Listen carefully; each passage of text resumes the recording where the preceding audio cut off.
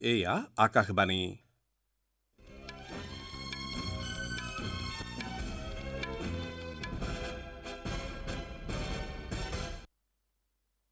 এতিয়াৰ প্ৰধান বাতৰিসমূহ হ'ল প্ৰধানমন্ত্ৰী নৰেন্দ্ৰ মোদীয়ে তেওঁৰ চৰকাৰখনক সহানুভূতিশীল আৰু দুখীয়া জনসাধাৰণৰ কল্যাণৰ প্ৰতি উৎসৰ্গিত বুলি অভিহিত কৰিছে। প্ৰধানমন্ত্ৰীয়ে কাইলৈ জম্মু কাশ্মীৰত উধমপুৰ শ্ৰীনগৰ বাৰামুল্লা সংযোগী ৰেল প্ৰকল্প ৰাষ্ট্ৰৰ নামত উৎসৰ্গা কৰিব। বৈদেশিক পৰিক্ৰমা দপ্তৰৰ মন্ত্ৰী ডঃ এছ জয়শংকৰে আজি নতুন দিল্লীত কাজাখস্তানৰ উপ প্ৰধানমন্ত্ৰী আৰু বৈদেশিক পৰিক্ৰমা মন্ত্ৰী মুৰাদ নুৰ্টলিৰ সৈতে বৈঠকত মিলিত হয়। ছিকিমৰ ছটেনত আবদ্ধ হৈ থকা পৰ্যটকসকলক উদ্ধাৰ কৰাৰ বাবে চলোৱা অভিযান প্ৰতিকূল বতৰৰ বাবে বন্ধ ৰাখিবলগীয়া হৈছে। আৰু ভাৰতৰ চিৰাগ ছেট্টী আৰু সাত্বিক সাইৰাজ ৰনকিৰেড্ডীৰ যুটিটো ইণ্ডোনেছিয়া অপেন বেডমিণ্টন প্ৰতিযোগিতাৰ ডাবলছৰ কোৱাৰ্টাৰ ফাইনেলত প্ৰৱেশ কৰিছে।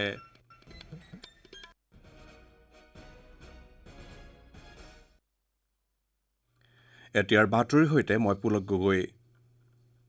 প্ৰধানমন্ত্ৰী নৰেন্দ্ৰ মোদীয়ে তেওঁৰ চৰকাৰখনক সহানুভূতিশীল আৰু দুখীয়া জনসাধাৰণৰ কল্যাণৰ প্ৰতি উৎসৰ্গিত বুলি অভিহিত কৰিছে। এনডিএ চৰকাৰৰ 11 বছৰ সম্পূৰ্ণ হোৱা উপলক্ষে কেন্দ্ৰীয় চৰকাৰে জনসাধাৰণক দৰিদ্ৰতাৰ গ্ৰাসৰ পৰা মুক্ত কৰাৰ লগতে সবলীকৰণ আন্তঃগাঁথনিৰ উন্নয়ন আৰু অন্তৰ্ভুক্তিৰ লক্ষ্যৰে গ্ৰহণ কৰা ঐতিহাসিক পদক্ষেপ সম্পৰ্কে আলোকপাত কৰি শ্ৰীমোদীয়ে এইদৰে প্ৰকাশ কৰে।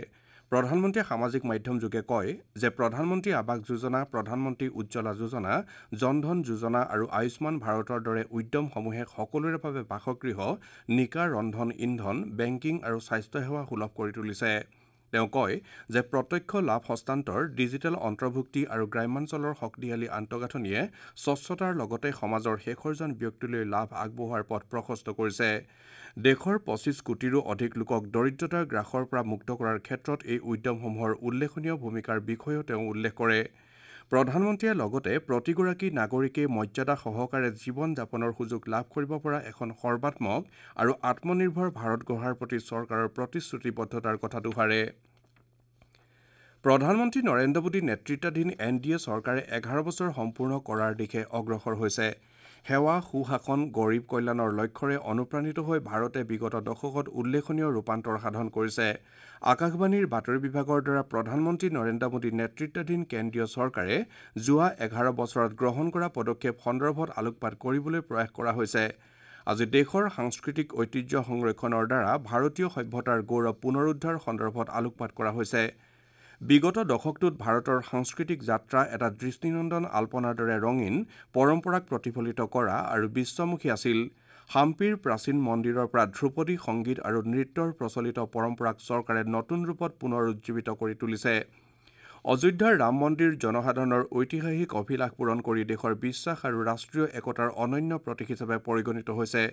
তদুপৰি বাৰাণসীৰ কাশী বিশ্বনাথ ধাম কৰিডৰ প্ৰকল্পই কাশী বিশ্বনাথ মন্দিৰক পবিত্ৰ গংগাৰ নৈৰ সৈতে সংযুক্ত কৰি তীৰ্থযাত্ৰীসকলক অভিনৱ অভিজ্ঞতাৰ স্বাদ দিছে। 5,000 কোটি টকা আবণ্টন কৰা স্বদেশ দৰ্শন আঁচনিয়ে দেশত 76টা প্ৰকল্প ৰূপায়ণেৰে পৰিবহণ আন্তঃগাঁথনিৰ বিস্তৰ ৰূপান্তৰ সাধন কৰিছে। একেদৰে হৃদয় আঁচনিৰ অধীনত 12খন ঐতিহ্য নগৰীক বিকশাই তোলাৰ লক্ষ্য লোৱা হৈছে। প্ৰধানমন্ত্ৰী নৰেন্দ্ৰ মোদীয়ে কাইলৈ জম্মু কাশ্মীৰত উধমপুৰ শ্ৰীনগৰ বাৰামুল্লা সংযোগী ৰেল প্ৰকল্প ৰাষ্ট্ৰৰ নামত উৎসৰ্গা কৰিব। প্ৰায় 44,000 কোটি টকা ব্যয়েৰে 272 কিলোমিটাৰ দৈৰ্ঘ্যৰ এই ৰেল প্ৰকল্প ৰূপায়ণ কৰা হৈছে। পূৰ্ণ বৈদ্যুতিকীকৰণ কৰা এই পথছোৱাত 36টা সুৰংগ আৰু 943খন দলং আছে। প্ৰধানমন্ত্ৰীয়ে লগতে উধমপুৰ শ্ৰীনগৰ বাৰামুল্লা সংযোগী ৰেল প্ৰকল্পৰ অংশস্বৰূপ বিশ্বৰ সৰ্বোচ্চ ৰেল আৰ্ক ব্ৰিজ অৰ্থাৎ খিলান সেতু চেনাব দলং আৰু দেশৰ প্ৰথম কেবল ষ্টেড ৰেল ব্ৰিজ আঞ্জি দলং মুকলি কৰিব। উধমপুৰ শ্ৰীনগৰ বাৰামুল্লা সংযোগী ৰেল প্ৰকল্পই কাশ্মীৰ উপত্যকা আৰু দেশৰ বাকী অংশৰ সৈতে সকলো বতৰতে ৰেল যোগাযোগ সুগম কৰি তুলিব। এই প্ৰকল্পই অঞ্চলটোৰ আৰ্থসামাজিক বিকাশো ত্বৰান্বিত কৰিব। প্ৰধানমন্ত্ৰীয়ে কাইলৈ জম্মু কাশ্মীৰ ভ্ৰমণৰ সময়ত শ্ৰীমাতা বৈষ্ণোদেৱী কাট্ৰাৰ পৰা শ্ৰীনগৰলৈ আৰু শ্ৰীনগৰৰ পৰা কাট্ৰালৈ 2খন বন্দে ভাৰত এক্সপ্ৰেছ ৰেলগাড়ীৰ যাত্ৰাৰো শুভাৰম্ভ কৰিব। অৱশ্যে এই ৰেলগাড়ী দুখনৰ নিয়মীয়া যাত্ৰা শনিবাৰৰ পৰা আৰম্ভ হ'ব। শ্ৰীমোদীয়ে বিশেষকৈ সীমান্তৱৰ্তী অঞ্চলৰ যোগাযোগ ব্যৱস্থা সুদৃঢ় কৰাৰ উদ্দেশ্যে কেইবাটাও পথ প্ৰকল্প উদ্বোধন আৰু আধাৰশিলা স্থাপন কৰিব। 350 কোটি টকা ব্যয়েৰে কাট্ৰাত নিৰ্মাণ কৰিবলগীয়া শ্ৰীমাতা বৈষ্ণোদেৱী চিকিৎসা উৎকৰ্ষ প্ৰতিষ্ঠানৰো তেওঁ আধাৰশিলা স্থাপন কৰিব। এইখন ৰিয়াচি জিলাৰ প্ৰথমখন চিকিৎসা মহাবিদ্যালয় হ'ব। কেন্দ্ৰীয় ৰেল মন্ত্ৰী অশ্বিনী বৈষ্ণৱে আজি কৈছে যে জম্মু ৰেল ষ্টেচনৰ পুনৰ নিৰ্মাণৰ কাম সম্পূৰ্ণ হোৱাৰ পাছত অহা ছেপ্টেম্বৰ মাহৰ পৰা জম্মু আৰু শ্ৰীনগৰৰ মাজত পোনপটীয়া ৰেল সেৱা আৰম্ভ হ'ব। তেওঁ কয় যে জম্মু ৰেল ষ্টেচনৰ নিৰ্মাণৰ কাম অব্যাহত আছে আৰু ছেপ্টেম্বৰ মাহৰ ভিতৰত নিৰ্মাণ কাৰ্য সম্পূৰ্ণ হোৱাৰ আশা কৰা হৈছে। মন্ত্ৰীগৰাকীয়ে আজি নিৰ্মীয়মান জম্মু ৰেল ষ্টেচন পৰিদৰ্শন কৰি সবিশেষ বুজ লয়। কাশ্মীৰলৈকে বহু প্ৰতীক্ষিত ৰেল সেৱা আৰম্ভ কৰাৰ প্ৰস্তুতিৰ অংশ হিচাপে তেওঁ জম্মু ভ্ৰমণ কৰে। আপোনালোকে বাতৰি শুনিছে আকাশবাণীৰ পৰা। বৈদেশিক পৰিক্ৰমা দপ্তৰৰ মন্ত্ৰী ডক্টৰ এছ জয়শংকৰে আজি নতুন দিল্লীত কাজাখস্তানৰ উপ প্ৰধানমন্ত্ৰী আৰু বৈদেশিক পৰিক্ৰমা মন্ত্ৰী মুৰাট নুৰ্টলিৰ সৈতে বৈঠকত মিলিত হয়। বৈঠকত ডক্টৰ জয়শংকৰে ভাৰত আৰু কাজাখস্তানৰ মাজৰ দ্বিপাক্ষিক সহযোগিতা সুদৃঢ় কৰাৰ বাবে এখন চুক্তিত স্বাক্ষৰ কৰে। তেওঁ ৰাজনীতি, বাণিজ্য, বিনিয়োগ আৰু শক্তিৰ সহযোগিতা আদিৰ ক্ষেত্ৰত দুয়োখন দেশৰ মাজত কৌশলগত সহযোগিতা সুদৃঢ় কৰাৰ সন্দৰ্ভত আলোচনা কৰে। ডক্টৰ জয়শংকৰে লগতে মধ্য এছিয়া অঞ্চলত যোগাযোগ বৃদ্ধি কৰাৰ সন্দৰ্ভত বাৰ্তালাপ কৰে। বৈদেশিক পৰিক্ৰমা মন্ত্ৰীগৰাকীয়ে লগতে কাজাখস্তানৰ উপ প্ৰধানমন্ত্ৰীগৰাকীয়ে সন্ত্ৰাসবাদৰ ক্ষেত্ৰত শূন্য সহনশীলতাৰ স্থিতিক পুনৰ দোহাৰাৰ বাবে ভূয়সী প্ৰশংসা কৰিছে। পবিত্ৰ গংগা দশেৰা উৎসৱ উপলক্ষে অযোধ্যাৰ শ্ৰীৰাম জন্মভূমি মন্দিৰৰ প্ৰথম মহলাত আজি ৰাজা ৰাম আৰু অন্য দেৱতাৰ মূৰ্তিত প্ৰাণ প্ৰতিষ্ঠা কৰা হয়। উত্তৰ প্ৰদেশৰ মুখ্যমন্ত্ৰী যোগী আদিত্যনাথে ৰাম দৰবাৰৰ প্ৰাণ প্ৰতিষ্ঠা অনুষ্ঠানত ভাগ লয়। ছিকিমৰ ছটেনত আবদ্ধ হৈ থকা পৰ্যটকসকলক উদ্ধাৰ কৰাৰ বাবে চলোৱা অভিযান প্ৰতিকূল বতৰৰ বাবে বন্ধ ৰাখিবলগীয়া হৈছে। পুৱাৰ ভাগত MI-17 শ্ৰেণীৰ হেলিকপ্টাৰেৰে আবদ্ধ হৈ থকা 109 গৰাকী পৰ্যটকৰ ভিতৰত 63 গৰাকীক ছটেনৰ পৰা পাকিয়ং বিমানবন্দৰলৈ অনা হয়। পৰ্যটকসকলক শিলিগুৰিলৈ লৈ যোৱাৰ বাবে ছিকিম চৰকাৰে বিশেষ বাছৰ ব্যৱস্থা কৰিছে। ইয়াৰ উপৰিও আবদ্ধ পৰ্যটকসকলক বাগডোগৰালৈ নিৰাপদে ঘূৰাই অনাৰ বাবে MI-17 হেলিকপ্টাৰ সাজু কৰি ৰখা হৈছে। কংগ্ৰেছ সাংসদ শশী থাৰুৰৰ নেতৃত্বত বিভিন্ন ৰাজনৈতিক দলৰ প্ৰতিনিধি দলটোৱে আমেৰিকা যুক্তৰাষ্ট্ৰত দেশখনৰ শীৰ্ষ নেতৃবৰ্গ, জ্যেষ্ঠ বিষয়া আৰু আমেৰিকাত থকা ভাৰতীয় সম্প্ৰদায়ৰ লোকসকলৰ সন্মুখত সন্ত্ৰাসবাদৰ বিৰুদ্ধে ভাৰতে গ্ৰহণ কৰা শক্তিশালী স্থিতি সন্দৰ্ভত দৃঢ়তাৰে প্ৰকাশ কৰে। ৱাশ্বিংটন ডিচিত আমেৰিকাৰ বৈদেশিক পৰিক্ৰমা সম্পৰ্কীয় সংসদীয় সমিতিৰ নেতৃবৰ্গৰ সৈতে সাক্ষাতৰ পাছত শ্ৰী থাৰুৰে কয় যে এই বৈঠকত সন্ত্ৰাসবাদী আক্ৰমণ গৰিহণা দিয়া আৰু শত্ৰু ৰাষ্ট্ৰৰ আক্ৰমণৰ পৰা নিজক সুৰক্ষা দিয়াৰ বাবে ভাৰতে গ্ৰহণ কৰা পদক্ষেপ সন্দৰ্ভত সকলো নেতাই সহমতত উপনীত হয়।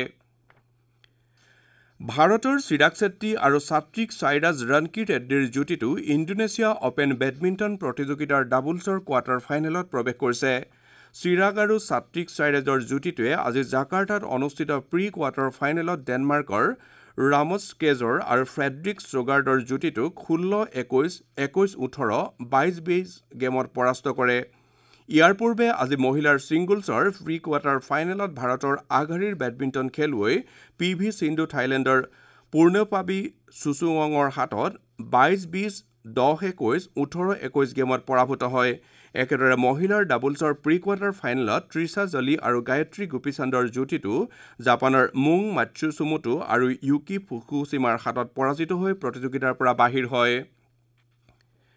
পেৰিছত অনুষ্ঠিত ফ্ৰেঞ্চ অপেন টেনিছ প্ৰতিযোগিতাৰ পুৰুষ আৰু মহিলাৰ ছিংগলছৰ ছেমি ফাইনেলত প্ৰতিদ্বন্দ্বীসকল নিশ্চিত হৈছে। মহিলাৰ ছিংগলছৰ ছেমি ফাইনেলত আজি শীৰ্ষ বাছনিপ্ৰাপ্ত আয়ৰ্ণ চাবালেংকাৰ পোলেণ্ডৰ পঞ্চম বাছনিপ্ৰাপ্ত ইগা চিউটেকৰ আৰু বাছনিবিহীন ফ্ৰান্সৰ লুইছ বইন্স আমেৰিকাৰ কোকো গফৰ বিৰুদ্ধে অৱতীৰ্ণ হ'ব। পুৰুষৰ ছেমি ফাইনেল খেল দুখন কাইলৈ অনুষ্ঠিত হ'ব। বিশ্বৰ 1 নম্বৰ স্থানৰ খেলুৱৈ জেইনিক চীনৰ দ্বিতীয় বাছনিপ্ৰাপ্ত কাৰ্লোছ আলকাৰেজ আৰু ষষ্ঠ বাছনিপ্ৰাপ্ত নভাক জকোভিচ অষ্টম বাছনিপ্ৰাপ্ত ইটালীৰ লৰেঞ্জো মুছেট্টিৰ সন্মুখীন হ'ব। বাতৰি শেষ কৰাৰ পূৰ্বে প্ৰধান বাতৰিকেইটা আকৌ এবাৰ পঢ়ি দিছো। প্ৰধানমন্ত্ৰী নৰেন্দ্ৰ মোদীয়ে তেওঁৰ চৰকাৰখনক সহানুভূতিশীল আৰু দুখীয়া জনসাধাৰণৰ কল্যাণৰ প্ৰতি উৎসৰ্গিত বুলি অভিহিত কৰিছে। প্ৰধানমন্ত্ৰীয়ে কাইলৈ জম্মু কাশ্মীৰত উধমপুৰ, শ্ৰীনগৰ, বাৰামুল্লা সংযোগী ৰেল প্ৰকল্প ৰাষ্ট্ৰৰ নামত উৎসৰ্গা কৰিব। বৈদেশিক পৰিক্ৰমা দপ্তৰৰ মন্ত্ৰী ডক্টৰ এছ জয়শংকৰে আজি নতুন দিল্লীত কাজাখস্তানৰ উপ প্ৰধানমন্ত্ৰী আৰু বৈদেশিক পৰিক্ৰমা মন্ত্ৰী মুৰাট নুৰ্টলিৰ সৈতে বৈঠকত মিলিত হয়।